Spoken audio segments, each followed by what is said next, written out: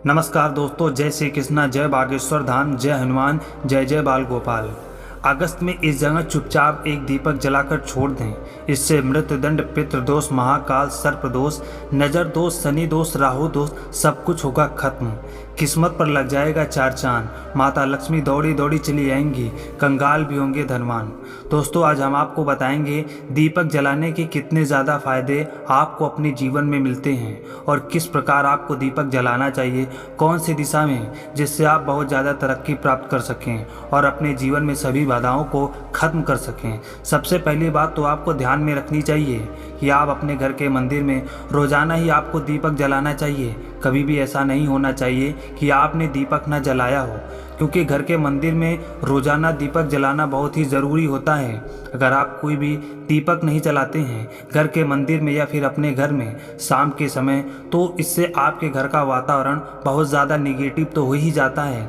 आपके घर की परेशानियां भी बहुत ही ज़्यादा बढ़ने लगती हैं। घर का जो मुखिया होता है उससे बहुत ज़्यादा मेहनत करनी पड़ती है। इसकी वजह से परेशानी, डिप्रेशन और टेंशन में घर का मुखिया पहुंच जाता है।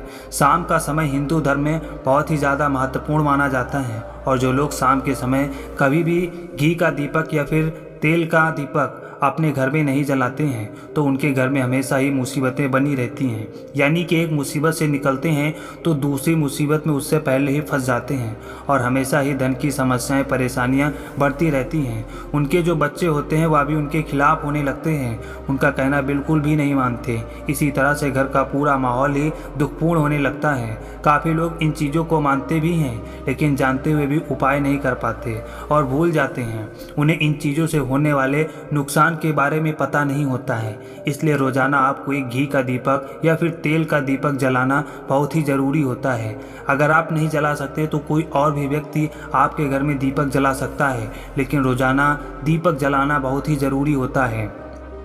इसी से आपकी सभी नेगेटिव एनर्जी हमेशा बाहर रहती है। दोस्तों, शाम का समय ऐसा होता है जिस समय नकारात्मक ऊर्जा बहुत ही ज़्यादा प्रबल होती है और आपके घर में प्रवेश कर जाती है। ऐसे में अगर आप घर में या घर के मंदिर में दीपक नहीं जलाते तो नेगेटिव एनर्जी आपको बहुत ही ज़्यादा परेशान करती है। आपके सभी काम बिगड़ने लगते हैं। जिस समय सूरज डूब जाता है उसी समय यह नेगेटिव एनर्जी ज़्यादा प्रबल हो जाती है। उसी समय आप हाथ मुंह पैर धोकर दीपक जला सकते हैं। अगर आप खुद नहीं करते तो कोई और व्यक्ति आपके लिए ऐसा कर सकता है। दोस्तों, अब जिस समय बहुत सारे लोग बीमार रहते हैं या फिर बीमारी कभी ठीक नहीं होती तो यह भी एक संकेत होता है कि आपके घर में बहुत ही ज़्यादा नकारात्मक ऊर्जा आ चुकी है, जो परेशानियों को, बीमारियों को, मुसीबतों को बहुत ही ज़्यादा बढ़ा रही है। सभी चीज़ों को खत्म करने के लिए आपको अपने घर में जब सूरज ढल जाता है तो उस समय घी का दीपक या फिर सरसों के तेल का या फिर तिल के तेल का दीपक पूर्व दिशा में आप जला सकते हैं। लेकिन रोज़ाना इन चीज़ों को करना बहुत ही ज़रूरी होता है, तभी आपको उसके लाभ मिल पाते हैं। अगर आपके घर में धन से जुड़ी हुई समस्याएं, नौकरी, बेबस आय से जुड़ी हुई कोई भी समस्याएं हैं, अगर ऐसी समस्याएं बहुत ही ज़्यादा होती हैं तो आपको अपने घर के उत्तर दिशा में रोज़ाना ही दीपक जलाना चाहिए। इससे एक भी दिन आप मिस ना करें। अगर आप रोज़ाना उत्तर दिशा में घी का दीपक जलाते हैं तो इससे आपकी धन से जुड़ी हुई समस्याएँ खत्म हो जाती हैं। जिन लोगों को नौकरी नहीं मिलती है तो उनको भी नौकरी मिलने लग जाती है, और अगर वही व्यक्ति जिसको परेशानी और वही जो रोज दीपक जलाता है तो इससे मिलने वाले फायदे और भी ज़्यादा हो जाते हैं। शाम के समय घी का दीपक या फिर तेल का दीपक जलाना बहुत ही ज़रूरी होता है। आप कभी भी इन चीज़ों को नज़रअंदाज ना किया करें, क्योंकि इनसे ही आपके जीवन में परेशानियां बढ़ जाती हैं और आपको मुसीबतों का सामना करना पड़ सकता है। आपको यह जानकर हैरानी होगी कि जो भी घी का दीपक आप जलाते हैं उससे निकलने वाली ऊर्जा होती है वह आपके घर में जब फैलती है तो इससे घर का माहौल एकदम से सुखमय बनने लग जाता है, यानी कि पॉजिटिव होने लगने लगता है। घर के सभी लोग शांति से रहने लगते हैं। इसी प्रकार से जो तेल का दीपक होता है यह भी जब जलता है तो इससे आपके आसपास जितनी भी नकारात्मक ऊर्जाएं होती हैं वह खत्म हो जाती हैं, क्योंकि इन दीपों से निकलने वाली जो ऊर्जाएं होती हैं, धुआं होता है, वह निगेटिव एनर्जी निकालता है और आपके आसपास की एनर्जी को पॉजिटिव बनाता है। तो यह बहुत ही ज़रूरी चीज़ है। शाम के समय कभी भी आप इन चीज़ों को कभी मिस ना किया करें, तभी आप अपने जीवन में सफलता पा सकते हैं और आपकी जितनी भी मनोकामनाएं हैं वह भी पूरी होती हैं। दोस्तों, हम अपने घर में पूजा पाठ करते हैं और मूर्ति याद रखते हैं। दोस्तों, मूर्ति का क्या महत्व होता है आज हम आपको इस वीडियो के माध्यम से बताने वाले हैं। जिसके पूजा घर में एक साथ या दो मूर्ति होती है, वहाँ पर बनता है राजयोग और दुनिया आपके कदमों में आ जाती है। कहने का तात्पर्य है कि आपको सर्व सुख प्राप्त हो जाता है, जिसकी आपने कल्पना की है, जिसकी आपने मनोकामना मांगी है। दोस्तों, घर की पूजा घर में हम पूजा पाठ करते हैं और पूजा पाठ करने के माध्यम से कुछ चीज़ें देखने और मनाने आदि का प्रयत्न करते हैं, ताकि हमें उस पूजा का फल प्राप्त हो जाए और हम उसी अनुरूप घर के अंदर मूर्ति आदि लगवाते हैं, ताकि हम उन देवी देवताओं का सुंदर मुख देख सकें और उनका आशीर्वाद कर सकें।